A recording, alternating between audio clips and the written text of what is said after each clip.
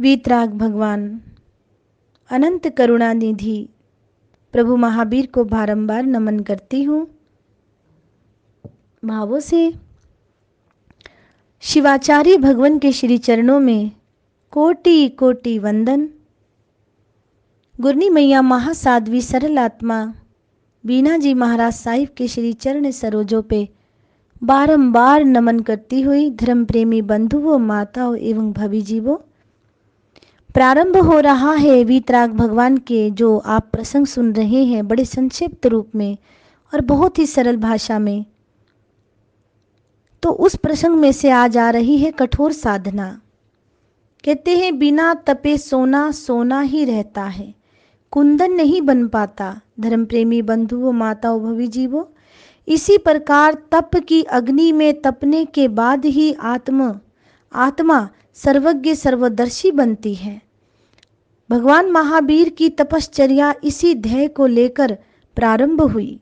केवल्य प्राप्ति तक महावीर भगवान को अनेक कष्ट रोमांचित कर देने वाले परिसह और उपसर्ग सहने पड़े।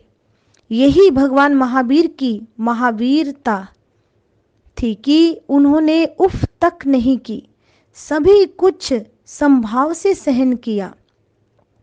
कष्ट देने वालों के प्रति उदार, दयालु और कृपालु बने रहे। क्षमा एक ऐसा महान धर्म है जिसे साधारण वीर धारण नहीं कर सकता। वर्धमान जैसा महावीर ही क्षमा धर्म धारण कर सकता था और इसे धारण करने वे सचमुच महावीर कहलाए। वन, पर्वत, सरिता, तट, कंदार आदि के एकांत में वीतराग भगवान महावीर सर्वथा मौन और ध्यानस्थ रहते थे। वहां कुछ परिसर तो प्रकृति दत्त थे, जैसे भूख, प्यास, ग्रीष्म की तपन, वर्षा, शीत आदि, और कुछ उपसर्ग अज्ञानी ईर्ष्यालु मानवों, देवों द्वारा दिए गए थे। पहला और अंतिम उपसर्ग उन्हें गोपालकों द्वारा दिया गया, यानी कि गौपालक के द्वारा। प्रथम उपसर्ग क्या था? प्रथम उपसर्ग, एक बार महावीर वन के एकांत में ध्यानस्थ थे। एक ग्वाला बेलों को लेकर खेतों को जा रहा था। अपने दोनों बेल वह महावीर के पास ये कहकर छोड़ गया, इन्हें जरा संभालना, मैं अभी आता हूं। ये कहकर ग्वाला गोदोहन करने चल गया। देह से अतीत महावीर को ग्वाले और बेलों से क्या लेना देना? वे ध्यान में निमग्न थे। बेल चरते चरते कहीं दूर चले गए। घर से लौटने पर ग्वाले को गाय नहीं मिली तो उन्हें महावीर के पास जाकर पूछा उन्होंने। भगवान महावीर मौन ध्यान साधना में निमग्न थे। उत्तर ना पाकर ग्वाला क्रुद्ध हो उठा। उसने रस्सी का कोड़ा बनाया और महावीर भगवान को निर्ममता से मारने लगा। तभी देवराज इंद्र प्रकट हुए। उन्होंने ग्वाले का हाथ पकड़ लिया, कहा, मूर्ख, तू नहीं जानता कि ये कौन है? ये महाश्रमण महावीर हैं जो ध्यान में डूबे हैं। इंद्रदेव को सामने पाकर भय और आत्मग्लानि से ग्वाला गलने लगा। वे भगवान के चरणों में सिर रखकर रोने लगा। ध्यान पूर्ण करके जब भगवान महावीर ने नेत्र खोले तो उसे अभय दिया। तभी तो कहते अभय दयानम, उसे अभय दिया, उस ग्वाले को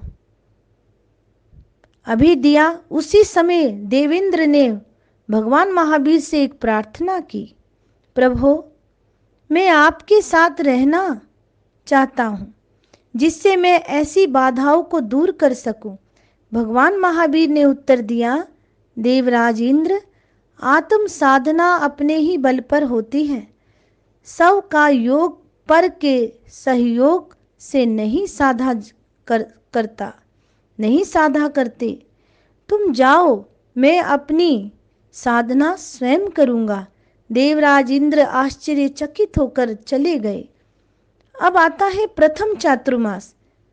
मोराक ग्राम के निकट तपस्वियों के एक आश्रम बने थे। धर्म प्रेमी बंधुओं, महावीर भगवान वहां पहुंचे। द्विजंत इस आश्रम के कुलपति थे। ये महावीर भगवान के पिता राजा के मित्र भी थे। द्विजंत ने महावीर स्वामी को पहचान लिया। उसने भगवान महावीर को आश्रम में वर्षावास बिताने का निमंत्रण दिया। घास फूस से बनी एक कुटिया भगवान महावीर को साधना के लिए दे दी। आश्रम में और भी कुटियाएं थीं जिनमें अन्य तपस्वी रहते थे। उन दिनों वर्षा ना होने के कारण घास नहीं उगी थी। अवसर देखकर आसपास की गायें झोपड़ियों का घास फूस खाने लगी थी। तपस्वी इन गायों को लाठियों से मारकर भगा दिया करते थे। लेकिन भगवान महावीर ये कैसे करते? अपने सिर की छत को बचाने के लिए भूखी गायों को मारकर कैसे भागते भगवान महावीर? महावीर को तो सब एक जैसे थे, समभाव में थे। तपस्वियों ने कुलपति से शिकायत की कि महावीर अपनी कुटी की रक्षा नहीं करते। कुलपति द्विजंत ने भगवान महावीर को क्या किया? पीटा। भगवान महावीर को मीठा सा उपालंब दिया। वर्धमान, आखिर तो तुम क्षत्रिय पुत्र हो, तुम इतना भी नहीं कर सकते कि कुटिया का घास खाने वाली इन गायों को भगा सको? भगवान महावीर ने कुलपति को कोई उत्तर नहीं दिया। उन्होंने अंतर में सोचा, कुटिया को बचाने का ध्यान ही देते तो मैं क्षत्रिय कुंड का राजभवन क्यों छोड़ता? वे विचार कर रहे, इसी कुटीर से तो अच्छा वन है जहां ये सब झंझट नहीं है। ये विचार भगवान महावीर अंदर कर रहे। ये सोचकर महावीर ने कुटिया छोड़ दी।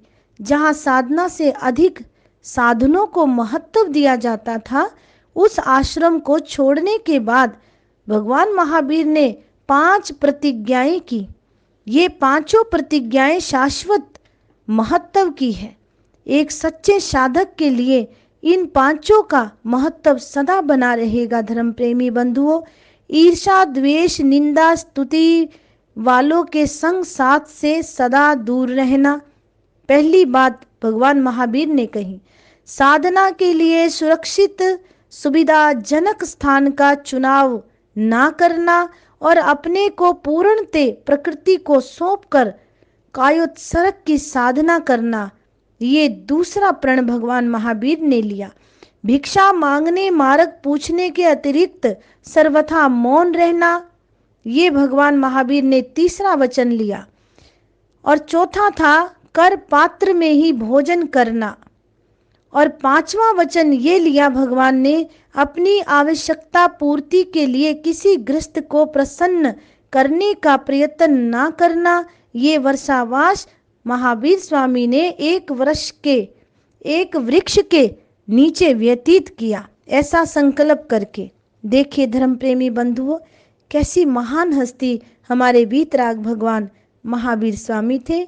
तो आज इसी वार्ता के साथ, इन्हीं शब्दों के साथ वक्तव्य को विराम देती हूँ और आगे का भाग आपको कल सुनने को मिलेगा इन्हीं शब्दों के साथ। ओम शांति, जय महावीर।